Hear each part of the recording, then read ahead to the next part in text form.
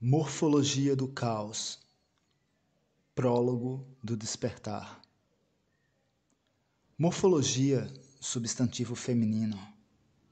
Morfologia é um estudo da forma, da configuração, da estrutura de um órgão ou ser vivo. Em linguagem mais simples, é o estudo de como se origina, de como se estrutura e se desenvolve algo. Sobre o caos, bem, o nome, energia e significado já dizem por si só mais do que 1000 palavras. Mas traduzimos o caos como desordem, desorganização, desestruturação. A intenção da série Morfologia do Caos, que traz uma série de estudos e análises baseadas em fatos, exemplos e circunstâncias variadas dentro dos campos da psicanálise e a psicologia acessível dentro dos campos da engenharia psicossocial. Engenharia psicossocial é a formação interrelacionada da experiência e desenvolvimento da psicologia coletiva, estruturada em todo o meio social, seja de forma natural ou não natural. A teoria do desenvolvimento psicossocial de Erik Erikson prediz o crescimento psicológico, que ocorre através de estágios e fases. De forma alguma ocorre ao acaso e depende da interação da pessoa com o meio que a rodeia. Cada estágio é atravessado por uma crise psicossocial entre uma vertente positiva e uma vertente negativa.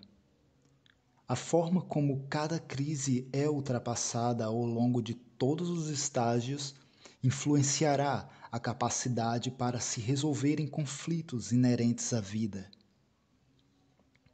Essa teoria concebe o desenvolvimento em 8 estágios. Primeiro, estágio de desenvolvimento: confiança e desconfiança.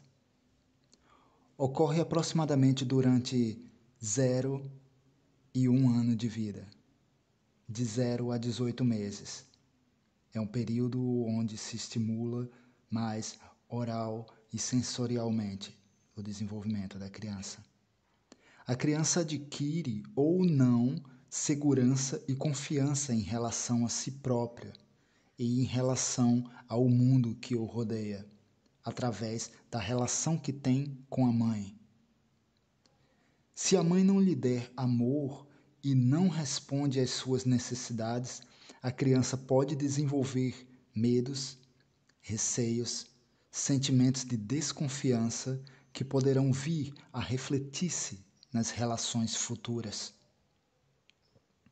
Se a relação é de segurança, a criança recebe amor e as suas necessidades são satisfeitas.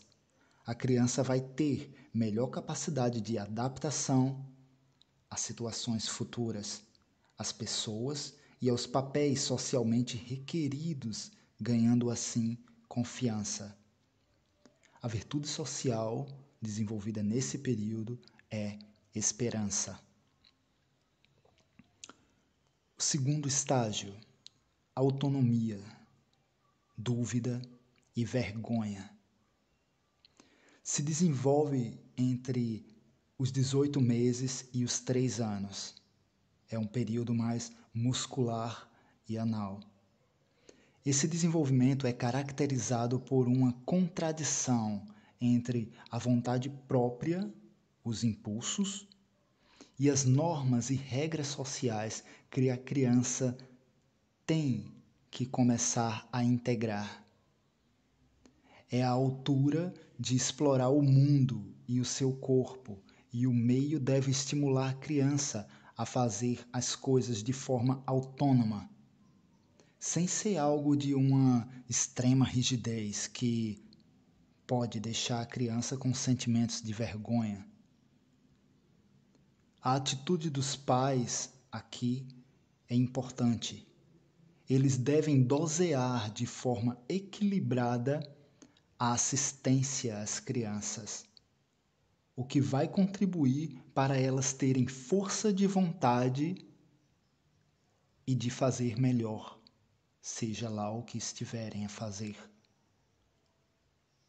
De fato, afirmar uma vontade é um passo importante na construção de uma identidade.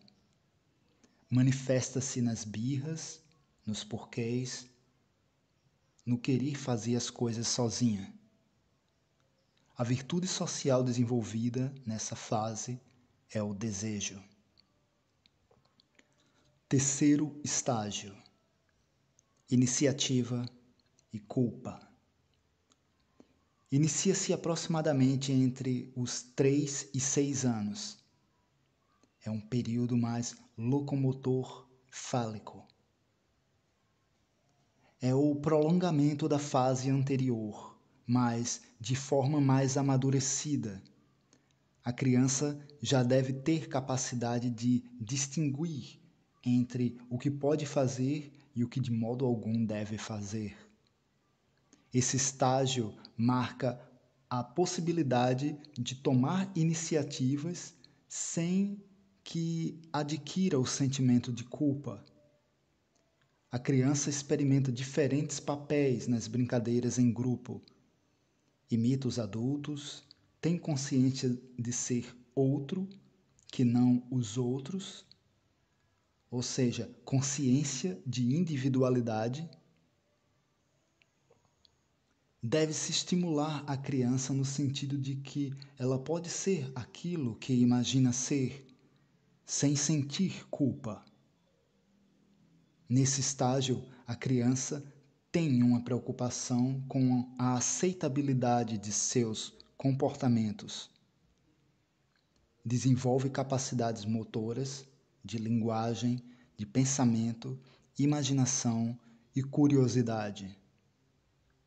Questão-chave nesse período: serei bom ou mal? Virtude social desenvolvida. Propósito: